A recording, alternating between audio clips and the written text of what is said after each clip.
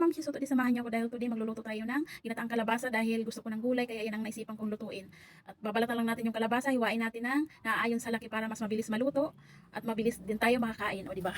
So yan ang aking lulutuin pala for today dahil nakakamiss din talaga yung gulay. May time din kasi na more on karni. So nahanap na rin talaga ng aking bibig yung gulay kaya mas gusto ko ngayong gulay. At ayan pala yung sitaw, hiwain lang din natin ng maliliit para hindi masyado nakakasawa kainin. So na naaayon lang sa laki din, hindi yung sobrang hahaba dahil gusto din niya ng anak ko lalo pag pinapapak. Tapos nagbigay pala si kuya yung nagtitinda ng gulay ng talong, so hinalo ko na. So wala talaga akong plano lagyan ng talong yan, kaya lang syempre binigay ni kuya, sayang din naman tanggihan. So ayun, naghiwalang pala ako ng bawang sibuyas at sasangkot na natin yung ating mga sangkap, of course. At ayun, lalagay ko na yung ating kalabasa, unahin ko yan para mabilis lang siya maluto at hindi na magsabay magkalusak-lusak yung ating ibang gulay syempre.